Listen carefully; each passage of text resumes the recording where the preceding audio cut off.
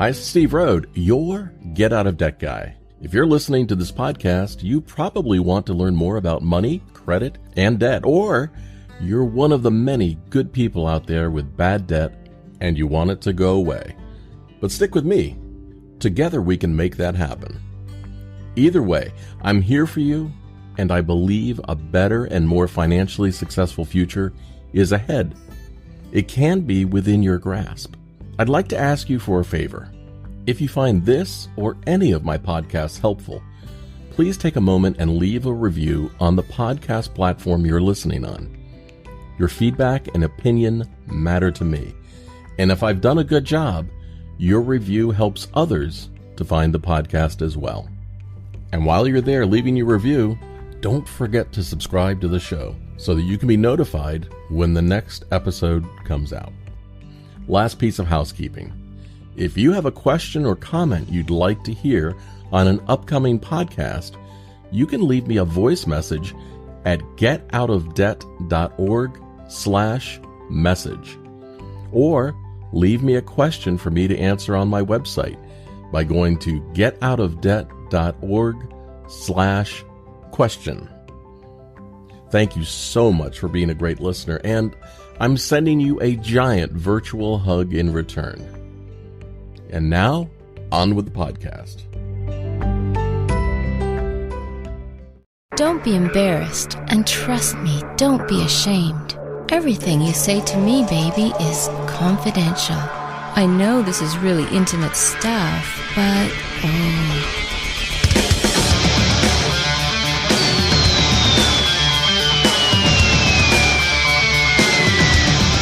let's talk about debt.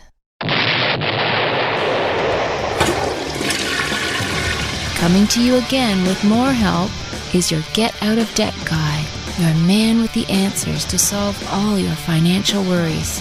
Your host and debt expert, Steve Rhode. Hi, I'm here today with Damon Day from DamonDay.com. Damon is an independent debt coach. He helps people. If you listen to the show, you've heard Damon before. But today, hey Damon, let me say hello first. Hey Steve, how you doing? There you go. See, he's really there. Today we're going to be talking about do-it-yourself. Do-it-yourself debt settlement, in fact. And Damon and I have had these conversations over the past couple days about, is debt settlement impossible to do yourself? And do people need necessarily to reach out and use a company, particularly if they're motivated to do it themselves? What do you have to say? Is it possible? Well, yeah, the short answer is absolutely. It's definitely possible. Well, I mean, but it seems, I would say probably the biggest hurdle that people have is it seems foreign, they're intimidated by the creditors, and they don't know what to do. But what do you tell people when they call you? Well, one of the many unique things, as I'm fond of saying, but one of the unique things that I do when clients call me is, because I'm getting paid for the consultation. So they're basically paying for my time and my advice. Mm-hmm. I'm not financially incentivized at all to sell them one thing or the other, whether it's debt settlement, bankruptcy, credit counseling. My job is to listen, to figure out what they need, and to help them figure out where they need to go.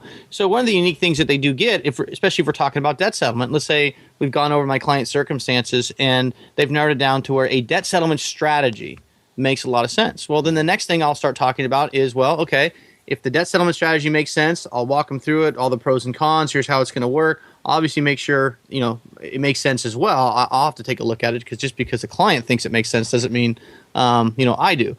But then we start talking about: do you want to hire somebody to do it for you, or do you want to do it yourself? And mostly, what I come across is many clients don't even realize. It's kind of shocking to them. What do you mean, do it myself? I can't do it myself.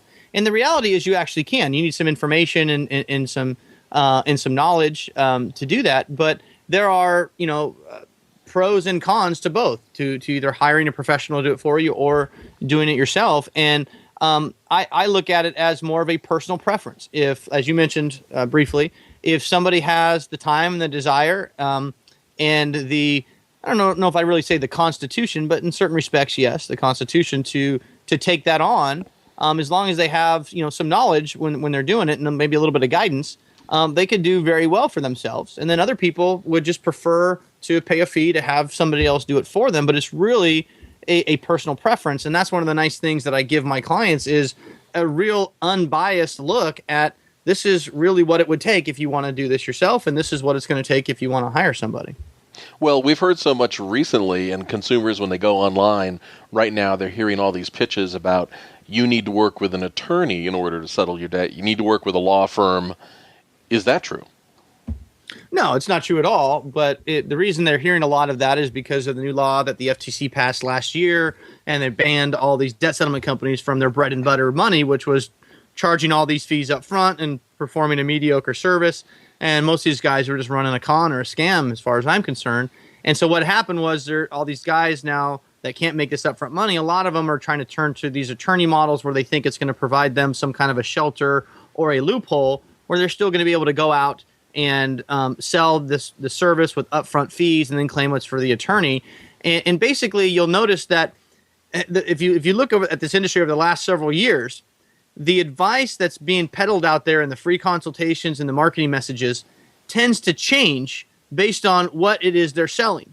So, I mean, you mean for example, before the FTC telemarketing sales rules went into effect, most people were pitching the advanced fee model as the best, but the day after they went into effect, they were selling the no advance fee model was the best. Is that right? Absolutely. It's like their sales pitch just matches what they have to do. Same with like the attorney model. And it's really kind of hilarious where you'll have sales guys that prior to that new rule, they're pitching, their job is to sell against the other guys. Their job isn't to help you figure out what you need to do. Their job is to land the sale. That's what they get paid for. Not to disparage salespeople. I mean, it is what it is. But so you might have a guy working for a settlement company that is not an attorney model, okay? It doesn't have an attorney there, which doesn't really matter one way or the other. And he's going to be pitching all the reasons why you should hire them and not an attorney model because, attorneys are too expensive and yada, yada, yada, yada, yada. He'll have all these reasons why they can do everything that an attorney can do and probably better in most cases, and it's going to be cheaper, whatever the reasons are. And then the new law passed, and all these guys started scrambling and figured, we got to get in with these attorney groups so then we can make money up front. And then you have the same sales guys the next week basically giving you the pitch about why you cannot settle your debt unless you have an attorney. It's hilarious and sad at the same time. So since we're going to be talking about do it yourself, let's first talk about, is there a need for people to work with a good debt settlement company if they want to or they feel intimidated? Absolutely. Yeah, they're a good debt settlement company that puts their clients first. Is just a service provider like anybody else, like Jiffy Lube. I use that example because I worked at Jiffy Lube when I was in college. But same thing. Anybody can change their own oil, but some people just would prefer not to get their hands dirty and not take the time to do it, and they'd prefer to pay somebody else that does it all day long to do it for them. So there's certainly a need out there in the marketplace for a good full-service debt settlement company that can go out there as long as they're honest, they're upfront, and they charge fair fees, and the client is properly screened, so they're not bringing on a client that should not be in that program. But as long as all the elements line up, there's definitely a very large need out there for good, honest companies to provide this service for consumers. So, not to paraphrase it, but I think what I hear you saying is, for the informed consumer who is aware of what they're getting into, and they simply want somebody to do it. They want to have somebody mow their lawn instead of them mowing their own lawn. A full-service debt settlement company is an appropriate solution. Yes, absolutely. If they're under the right circumstances and they want somebody, yes, then it's hiring a good company is a good thing to do if that's what you need.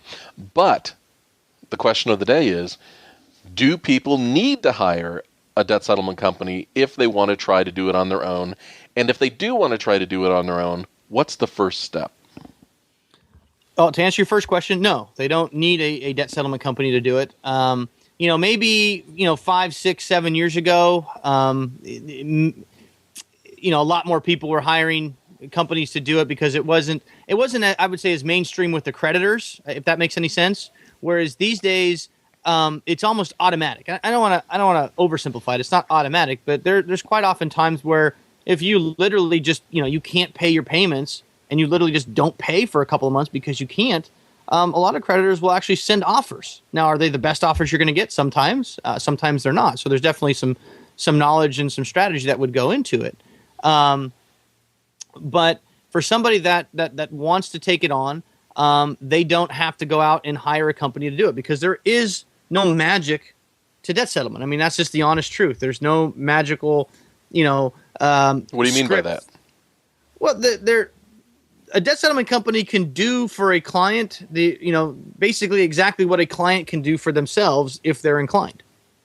They don't have this magic formula or secret lines or anything like that. An honest company will tell you that. A dishonest company will tell you, oh, well, we get volume discounts and we're the greatest thing on the planet Earth. And if you don't hire us, you're going to get sued, and on and on and on and on. And they give you all the reasons why that you should sign up into their program, mainly based on fear. But the consumer can definitely go out there and negotiate with creditors. At the end of the day, it comes down to, you owe some money, you can't afford to pay them, but you can afford something. So you're trying to work something out to where something is better than nothing for the creditor. And at the end of the day, that's what settlement's all about. Okay, so walk us through the process. Somebody comes to you, for an example, I'm going to plug you again, at damonday.com. And they ask you, Damon, I'd like to settle my debt. I'm current right now. What do you say to people? Well, that's kind of a loaded question. Obviously, it depends on where they're at. But let's make a couple of assumptions here. Let's go ahead and we're going to assume when they ask me that question, we've already gone through everything. We've decided settlement makes sense, and they're specifically asking me, can I do this myself? Is that fair? Correct. Okay. So the first thing I always say to clients is, number one, there are no emergencies. And that's the first thing that you're going to hear that's probably different than what you've heard before whenever you've talked to anybody on a free consultation.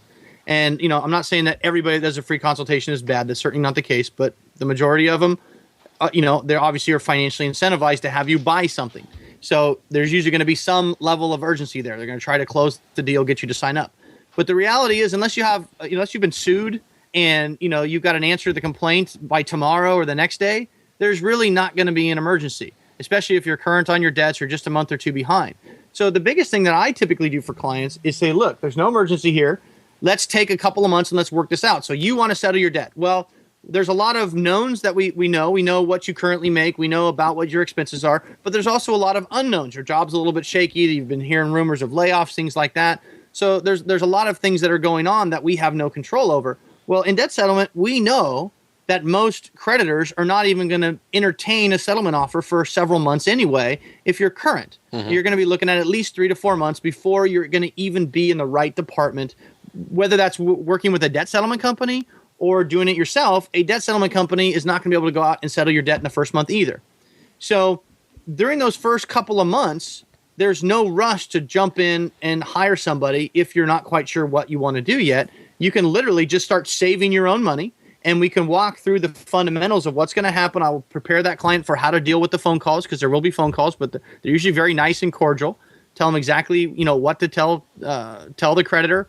It's obviously the advice is different depending on what the client's actual situation is. Let's run through this in stages. Okay, so month one. What should people expect? Okay, so month one, first thing I always tell clients, and this is a big no-no, but again, I work for the client. I don't work for the creditor. I work for the client. So I say, look, the one decision we have to make today is whether or not you can afford these bills. If you've decided you can no longer afford this because of all of the circumstances, whatever they are, and you're going to have to settle or file bankruptcy or something like that, then the one decision we have to make is whether or not we need to continue to make these payments. And if the decision is no, I can't, okay, there you go. You have to stop making the payments. So what happens the first month? Do they come in, they take your TV, they come take you to jail? Believe it or not, I've had clients ask me that. There's just not a lot of information and education out there about, oh my gosh, I've never not paid a bill. What's going to happen to me if I don't pay a bill? So here's what's going to happen. Within the first week, maybe 10 days, you're going to get some friendly phone calls from the creditors. They're going to call you up, hey, Mr. Jones, just want to remind you haven't made a payment. And they're going to be real nice and cordial. And what I always tell my clients to say, especially if we're looking at possibly settling the debt or something like that, is, well, hey, thanks very much for the phone call. I understand I owe the money. I'm not trying to get out of the obligation. I've just fallen on some real hard times, or whatever the situation is. Let's just say, my hours got cut back at work. I'm just trying to survive right now. I couldn't even send you $1 today if I wanted to. But I'm working on it. Tell them the truth. Tell them the exactly. truth. Tell them the truth. Well, to a certain extent, I don't want to say, tell them the truth. Sometimes you don't need to lie to them, but you don't need to give them any information that they don't need and don't already have. Such as, things are tight right now, but I've got a big inheritance coming next month. Okay. Okay, that would be a hindrance for you if they get that in the notes, and then you go to negotiate and you're trying to talk about these hardships that you have. And what about the $50,000 you said you were going to inherit? You should be able to pay this in full, right? So you want to be generic in general, which is thanks very much for the call. I know I owe the money. I'm not trying to get out of the obligation. I've just had some really bad things happen to me right now. My hours have got cut back, but I'm working on it. I don't have because they're calling for a payment, right? Yeah. They're calling to get you back on some kind of a payment plan, to get you back. That's what that guy's job is when he's calling you. He's probably paid on a commission, and he makes money or gets bonuses or whatever based on how much money he can collect. So he wants, what about $100? What about $150? He's just trying to get you on a payment. And his job is to keep you on that phone until he can break you down enough to say, fine, here's $150, leave me alone. And then he's going to smell blood in the water and call back in 3 days. Oh, hey, yeah, you made the payment. We need more. So what you want to do is just be very general. Don't mention debt settlement at all. It's the worst thing you can do. When you're not in the right department, you don't want to start talking about something that they have no control or power over. And you also don't want to basically say something that he knows right away means that debt is going to, or that account is going to be out of his department before you're going to be able to resolve it, because that makes him go into kind of hyperdrive, so to speak, right? Because he's got to collect money. If you just tell him, look, I'm not planning on giving you any money for at least 4 to 5 months because I'm going to try to settle this thing. Yeah. He's got to try to now convince you that that's the worst idea ever. So you're going to hear things like, we don't settle, we don't do that, I don't know who told you that, it's not going to happen, yada, yada, yada. So the best thing is just to keep the line of communication open with the creditors the first couple months. You don't have to answer the phone every time they call, but if you do keep the line of communication open, you will cut down on all those robocalls that you get. But you just keep it short and simple.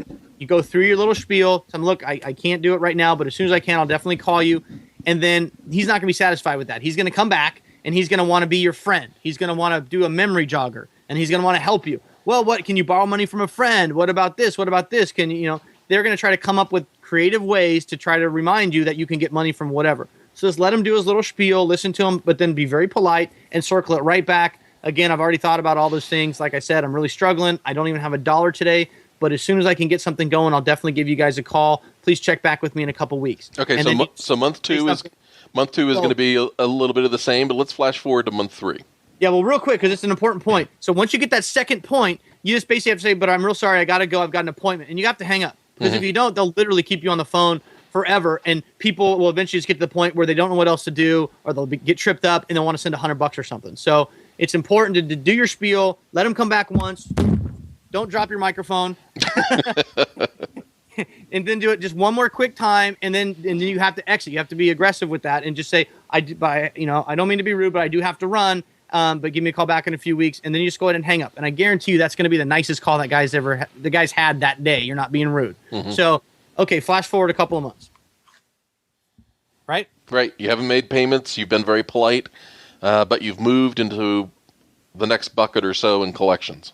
Okay, well, that's actually a very good way to describe it, because you kind of move through the stages, move through the different departments. So now let's say you've been able to save the money. You borrowed the money from a retirement account. You borrowed from a family or friend. You've had the money. So now let's say you are in a situation, you're 4 or 5 months down the road, and you've got the funds. And maybe you owe $50,000 in debt, and you've been able to raise about $20,000 through various avenues, selling stuff that's in your garage, been sitting there for 20 years or whatever it is. And now you're in a situation where some of your creditors will actually start to send you settlement offers in the mail. So that's an important point. So you shouldn't be afraid to open the mail, right? You should be eager to see what they're sending. Absolutely, because they can't see if you opened it or not. So you can open it, and if you don't like it, you can rip it up and throw it away. They'll never know. But you want to open it up because it may be very good. They may, hey, Mr. Jones, we've got a great opportunity for you. You're 6 months behind or whatever, and you owe $10,000, but we've been authorized today to settle this with you for $5,000. Okay. So there's definite opportunities there. So, how would you respond to that? Well, you pick up the phone, you call them, hey, thanks and obviously it depends on the creditor. Some creditors, you get a 50-cent offer, that's the best deal you're going to get. You take it all day long. Other creditors, you might be able to get a better deal just based on their track record and what they typically do. So that's where a little bit of the knowledge and a little bit of education experience comes in. So when you're doing this by yourself, at minimum, I recommend you have a coach or you have somebody that can kind of walk you through it. It's going to cost a little bit of money to have somebody kind of coach you through that does that. But now we're talking a few $100s versus several $1,000s. So the money that you would save just by having somebody you can pick up the phone and saying, hey, this bank just offered me XYZ. Do I take the deal? Do I counter the deal? If so, how much? I mean, that alone could save you a couple $1,000s on just one account. So it's definitely worth it not to go out there completely on your own. Mm-hmm. Okay. So let's say you get a 50% deal. If that's a great deal, then great. You call them up. Hey, I got this offer. I'd like to take advantage of this deal. Then there's a couple different ways you can do that. You can send them a check. Some people say don't give them, your account information. Sometimes that's a problem. Sometimes it's not. Most of the time, especially if you're dealing with the original bank, it's not a big deal if you've got the offer in writing. But it's very important. You have to have it in writing, because sometimes what will happen is you'll get on the phone with a creditor. They'll make some great offer, and you'll say, I want to do it. And they'll say, okay, give me your banking information, and we'll fund this. Right. Under no circumstances, ever, I don't care how good the deal is. I don't care if it's 2 cents on the dollar. And they say this 2 cents on the dollar, you got to do it in the next 5 minutes or it's gone. Yep. If it's not in writing, it's not real. I've seen it happen numerous times where, clients will come to me and, this is an old debt. I settled it last year, but I never got it in writing. Now they're coming after me again. So rule number one is if it's not in writing, it's not a real offer. And they always try to play this game. Don't ask me why. But even if it is a legit offer, they'll always try to just get your information because they don't want to wait even 5 minutes. They don't want to fax you over anything. They want to get you while you're hot. And they want to get you to agree to that and give them the banking information. But you cannot do it. I've seen the same thing. People think that they have an offer. They don't have it in writing. They make the payment, and then lo and behold, at some point in the future, the creditor comes back and says, we never agreed to that. Yeah, and I talked to Mike. Well, we don't have a Mike that works here or whatever. That's not in the notes. Yeah. And so if you don't have it in writing, you're dead in the water. And they could credit that as a payment. You can't even show that. Look, I paid the $5,000 because if you don't have anything in writing, there's no new agreement. You're still governed by the old agreement. And the old agreement was you owe $10,000 or whatever it was. So you can't take that as evidence that you settled the debt just by showing I made a $5,000 payment, because that's exactly what it is. It's a $5,000 payment to a $10,000 debt. So it looks like you still owe $10,000 unless you have an offer where a $5,000 payment is going to be agreeable to settle this account in full. So I've got an offer here in front of me, actually. This is a Citibank offer, and it's something that was proactively sent to a consumer. They had a $15,000 balance. Citibank's offering to settle it for $6,700. And here are the highlights of the letter. So if you're afraid to open your mail, sometimes it can be good news. Like this Citibank letter says, we're making you a great offer. The next move is yours. We've noticed that you've fallen behind. We want to offer you a settlement offer. You can set up a payment schedule. We will stop collection calls. We will settle the balance. After you finish paying, your account will have a zero balance. So these are all good things, and this is a letter sent by Citibank making the offer proactively. Mm-hmm.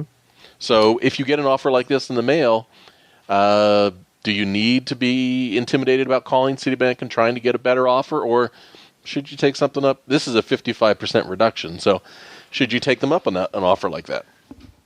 Well, yeah, but it also never hurts to see, fill out the water a little bit, see if you can get a better deal.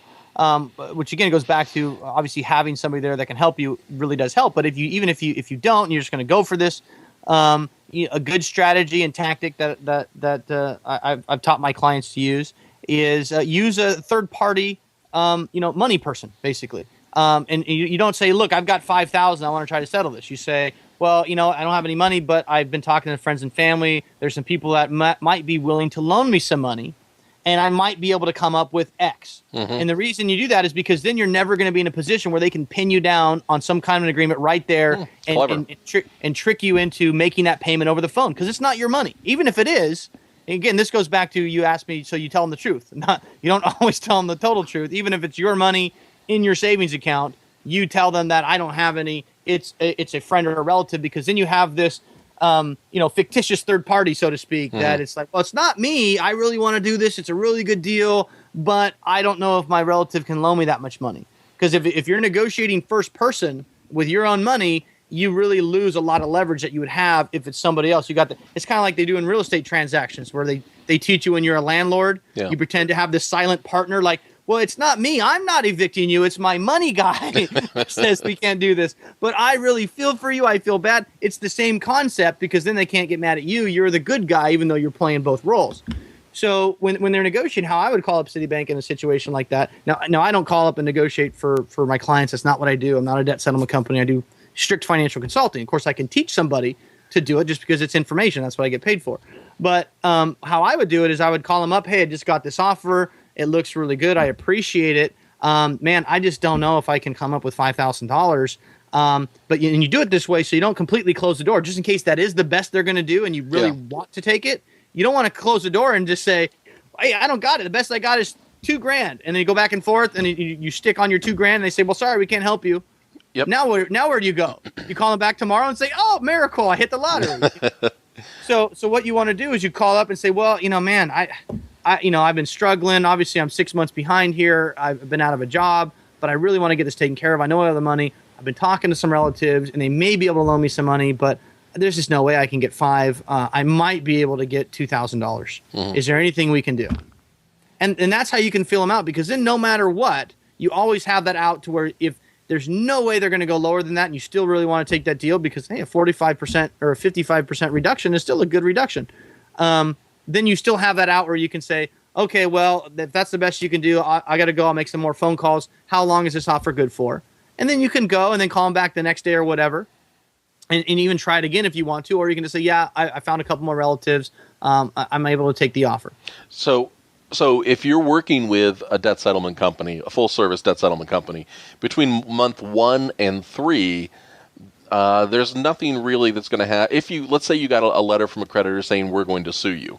Mm-hmm. What can the debt settlement company do for you at that time that you can't do for yourself? Well, there are some things that a debt settlement company can do in the beginning. They can't keep you from getting sued, no matter how good they are, where their heart's at. If a creditor is going to sue, settlement company, no settlement company, creditor is going to sue. One thing that does tend to make the creditor sue more, though, is if you hire a debt settlement company that then turns around and sends the creditor a letter that says, basically, nah, we got this client, you're not going to get paid for a long time. Mm-hmm. That would be a bad thing to do. So the actual irony is what most debt settlement companies do dramatically increases the likelihood that the client is going to get sued. Mm-hmm. And so the irony is you're really paying a lot of these guys, especially with the upfront fee guys, a lot of these guys, you pay them money to make it worse, where you literally would have been better off sticking your head in the sand, ignoring the phones, ignoring everything. You would have been better off because at least you would have had the fees in your bank account. But a good debt settlement company knows that's a bad thing and is not going to do that. It's not going to go and do something that's going to tick off the bank right up front. But there are some things that, especially if the settlement company does have some relationships with some of the original creditors, some of the good ones do, where they do have contacts at certain banks where they can call literally on a person-to-person basis and say, okay, I've got this client. Here's the hardship that's going on. So there are definitely times where you do get a benefit from hiring a settlement company, but the reality is a creditor is very, very, very unlikely to sue a client within the first 6 months before charge-off. It's not that it can never happen. I've seen it happen very, very rarely, and usually there's some extenuating circumstances there. But quite often the creditors, they want to do whatever they can to try to recover on the account before it gets to litigation, because suing people that don't have money is not a great business model. Well, let me give you an example. So I was on the phone one time with the national collection manager of a bank, and he says, "Oh man, I just got off this call," and he's laughing. I said, "Well, what's going on?" He goes, there was this guy. He owed us like $300, and he wanted to speak to a supervisor, and he kept getting pushed up the chain. And he got to me, and he was screaming, "If you don't like me, sue me!" So he did. Yeah. And you told me that story before, and again, that kind of goes right back to, you don't want to send a letter or do anything like most of these settlement companies will do. It goes right to that point. The last thing you want to do is piss off the bank and put a target on your back that might not otherwise be there had you just not done anything and blended in with 25% of America that's having trouble paying their credit card bills right now. So, the last thing you want to do is say, hey, guys, look at me. Screw you. I just hired, I'm not going to say the name, but some nationally recognized law firm, and I just paid them all the money that I have. So I'm not going to be able to give you any for quite a while. What do you think about that? Well, they wouldn't like it. They wouldn't like it. So you pay this debt settlement law firm all this money because the sales guy said, well, you have to have an attorney do it. Mm-hmm. And all they do is they send out letters that tells the bank that they're not going to get paid for a long time. And they don't like that. So now what does the bank have to lose to possibly send you off to litigation? They know they're not going to get paid anyway. So why not? Yeah. Dump you in the hopper. Exactly.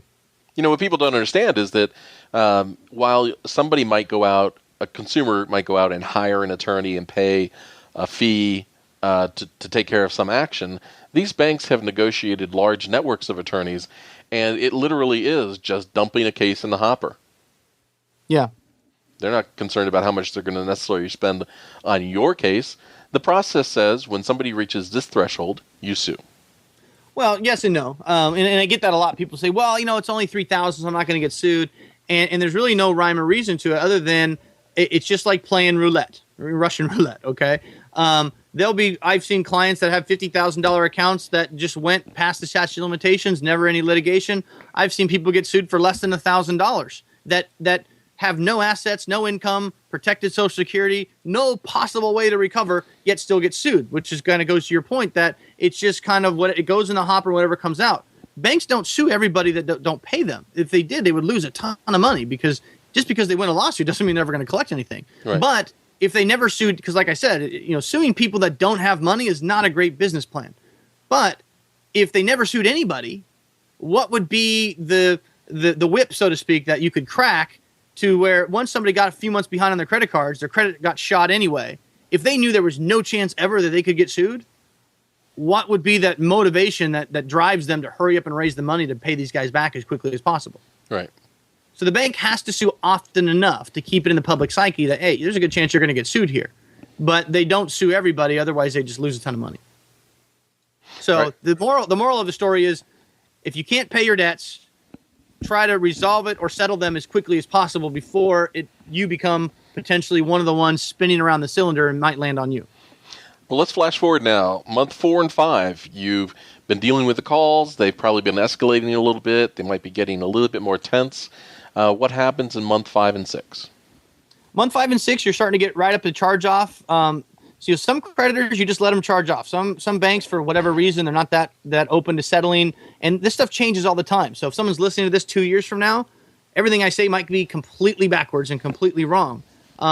There's a lot of major banks that have changed their stance recently that have gotten from fairly easy to deal with to very difficult to deal with. And when I say difficult, I'm talking about maybe getting settlements for 50, 60 cents on the dollar, whereas before they might have been 30 cents on the dollar.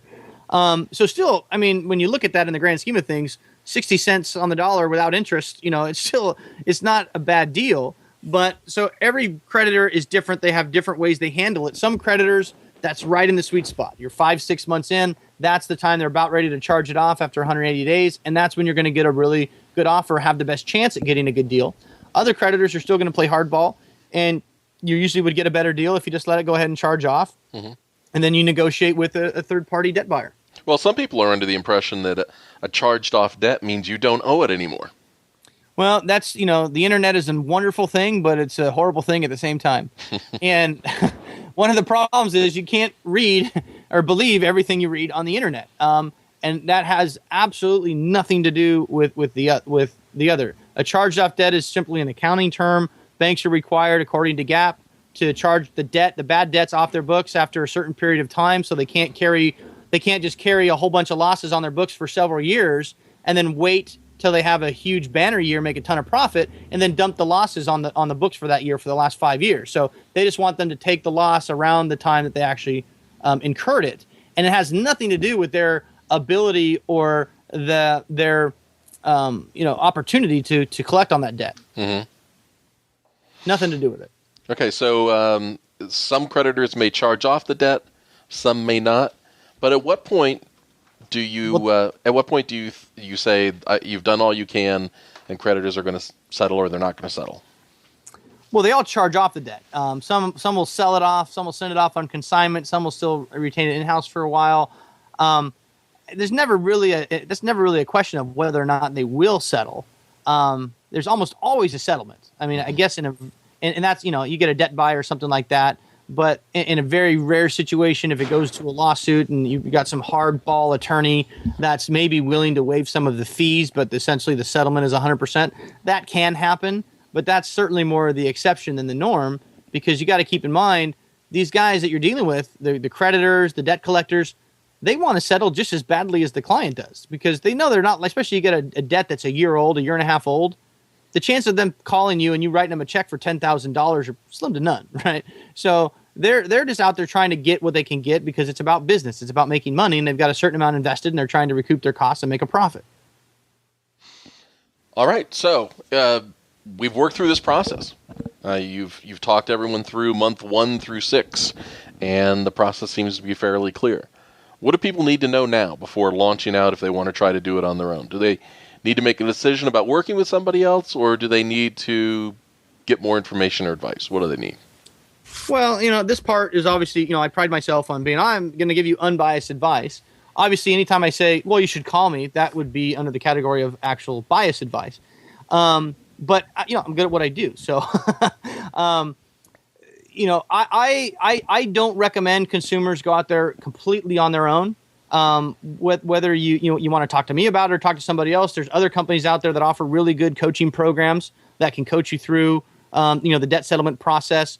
But in almost every instance, just having the knowledge that you need, and somebody to kind of tell you, do this, don't do that. Because, you can get on the phone with the creditor and slip up and, divulge some stuff that you shouldn't be divulging that you would not have had you been properly coached on how to do it.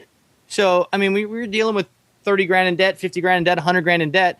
It's almost kind of, foolish to not at least invest a few $100s in some coaching or a course or something, because literally on, the money that you pay for that knowledge, you could literally recoup with just one deal, where you got a $10,000 account and you're about to take a 50% deal, but then you talk to somebody that has a lot of clients that are doing this, and they say, well, actually, that bank recently, they've been doing a lot of 30-cent deals.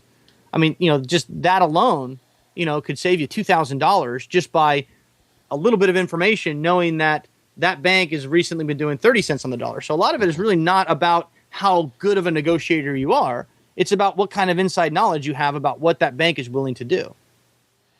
All right, so what's your advice? People should try it on their own, make a decision, or what? My advice is, if you're in debt, the first thing is you should figure out exactly what you need to do. You can call, these ads and things like that. I absolutely recommend you call me. I do charge for my consultations. I offer 110% money back guarantee, but I will guarantee you that if you don't talk to me flat out, it's going to cost you more money. It just will, because you're not going to get on a free consultation. You're typically not going to get the advice that I'm going to give, because that consultation is going to be slanted towards whatever is being sold. So my advice to clients that have not spoken with me is always, well, call me. We'll talk about your situation. We'll figure out what we need to do. If you think I'm full of crap or I don't know what I'm talking about, you get your money back and I'll pay you for your time. So the first thing is talk to me or somebody else that can tell you exactly what you need to do. And then from there, we can outline a plan for, should we look at settlement? Should we look at credit counseling? Do we really need to look at bankruptcy? And the great thing about all these different options is most of the time they all start the same way, which is let the payments go once we establish through the cash flow that you can't afford to pay them. And then let's take a couple of months to see how things shake out, how much money you have coming in, how much money you're really spending. Let's put together a spending plan. And let's really see, will a credit counseling program type work for you? Can we just lower your interest payments and get out of this that way? Or do we need to look at settlement? Or do we need to even look at bankruptcy? So what I do with my clients, I usually take this process where we work through it over a couple of months and let the actual financial circumstances really dictate what approach makes more sense, rather than a quick 15-minute presentation and then say, oh, yeah, sign up under this debt settlement plan. And that's what's very different about what I do versus calling an ad and saying, I've got debt, what do you recommend? The interesting thing is that for most people, they feel that they feel compelled that they need to make an immediate decision to make the pain go away. They need intervention right now, and they end up paying a lot of money for that. But what you're actually saying is the first thing they need to do is regroup, take a breather, think it through, take some time, and not necessarily make an immediate decision. Yeah, it's really just a false sense of security, because they feel like, and I know how it is. You're stressed out, you don't know what to do, and you feel like you've talked to somebody, you like them, and now you've turned it over to them. So you feel like all the stress is gone, I've turned it over to them, they're going to handle it. But the reality is, depending on what it is that you're doing, there's nothing they can really do for you for a couple months anyway, except you kind of feel better because you have this false sense of security that you've made a decision. But the problem is, if you've made a decision just based on some advice you've gotten from a salesperson that doesn't really understand too much about your situation, other than you have debt and he asked you how much money you can pay per month, and you say, I think I probably afford $500 a month, and then he spends the next 45 minutes outlining some plan that may or may not make sense, that's not really a solution. And like you pointed out, so you might feel good and have the sense of security for a couple of months, but that could really come back to bite you in the butt big time, down the road, where it's better just to take a step back. There's no emergencies. We got a couple of months to really let this stuff play out and see what makes the most sense. And you let the actual circumstances dictate what approach and what solution you should employ. Mm-hmm. All right. Well, good. We're kind of running out of time, but you've given us lots of good advice. And listeners that have more questions, they want to find out more about you, how the hell do they find you, Damon? Simple. They just go to my website at damonday.com is my email, or just go to damonday.com, DAMONDAY.com. There's a lot of good information on the site. If you want to schedule a consultation with me, just fill out the form there, and my assistant will get in touch with you and put something on the books. All right, you've been listening to Steve Rhode, the Get Out of Debt Guy, another show. We're talking about how to deal with debt, and today has been all about how to settle debt yourself. And thank you so much, Damon, for your time. I appreciate it. Sure, not a problem. Thanks for having me. Thanks for listening to another Get Out of Debt show with your friend and mine, Steve Rhode. If you or someone you know would like to submit a question for Steve to answer, just visit our website at getoutofdebt.org and fill out the question form. And while you're on the getoutofdebt.org site, be sure to subscribe to the show feed and, what's that, Steve? Remember Twitter. Oh yes, follow Steve on Twitter at GetOutOfDebtGuy.